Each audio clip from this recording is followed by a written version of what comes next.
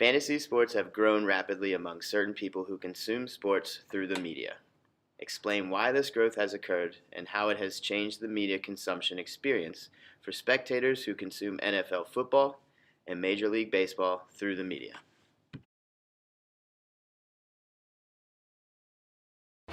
The sleeper pick, the guy only you believe in. In 1 week fantasy football on DraftKings, he can be the difference. So trust your gut. Trust your numbers. Trust your Uncle Vito if you want. But know this, that sleeper is out there. The question is, who's gonna play him? This is DraftKings. Welcome to the big time.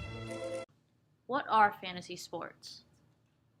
Fantasy sports are a form of online games where participants assemble imaginary or virtual teams of real players in a professional sport.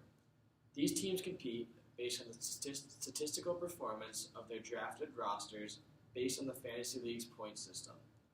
These point systems can be simple enough to be manually calculated by a league commissioner, or points can be compiled and calculated using computer tracking. In fantasy sports, team owners draft, trade, and cut players just like in the real sports.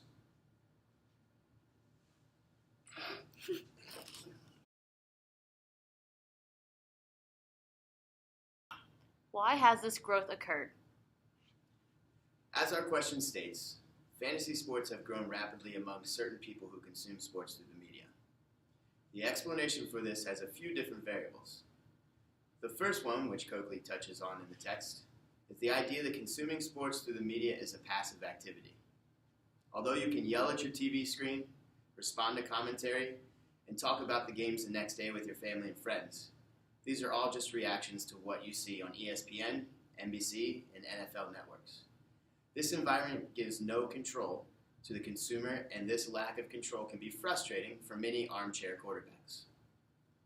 Many people have, or at least think they have, a deep understanding and knowledge of the sport they are watching, including understanding of strategies, coaching decisions, and play calling. For viewers who are accustomed to being in positions of power and decision-making in their everyday lives, fantasy sports allow them to manage a team of their own. The second variable to fantasy sports growth would be the advertising and availability of fantasy sports. As you heard in the previous clip, ads for fantasy sports companies, such as FanDuel and DraftKings, were airing their commercials every 30 or 90 seconds on TV. This, combined with the ability to easily download and use a number of fantasy league applications on your tablet, PC, or smartphone, make it very easy to join in and play. According to the text, some 30 million people play fantasy sports, and of those 30 million, they average roughly 6 to 10 hours a week consuming media sports, and another 3 hours managing their fantasy teams. The third variable that has led to the rapid growth of fantasy sports would be the money. It's estimated that over $4 billion are spent annually just on obtaining info on players and to compete in different leagues. The average player spends on average $500 a year for fees to enter leagues and on microtransactions having to do with trading, dropping, and picking up players off waiver wires. Companies such as ESPN, Yahoo Sports, and the NFL have tapped into this market by creating applications and websites that make joining and creating your own fantasy leagues very easy. Although you can play in leagues for free, these companies hope that their consumers will graduate to pay-to-play leagues. Other companies, such as DraftKings and FanDuel, use a different fantasy formula. This formula allows you to play on a week-per-week basis and promises the ease of making money.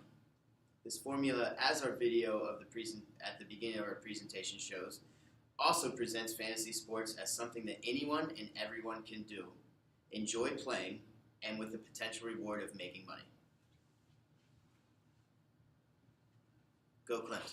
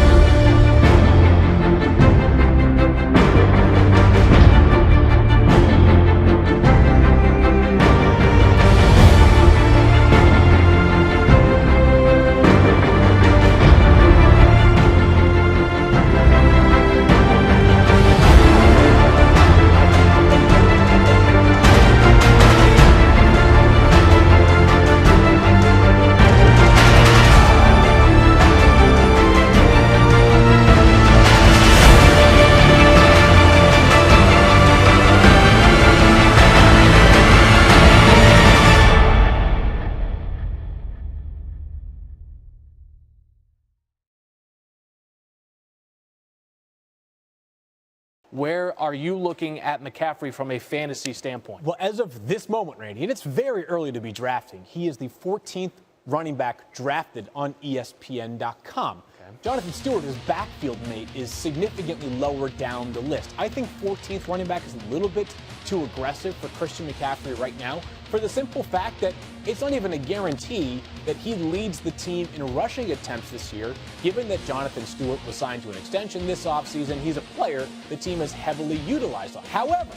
However, if you're looking for an upside play, certainly Christian McCaffrey brings a lot of that, right? This is a player that's exciting. He's been dazzling early on.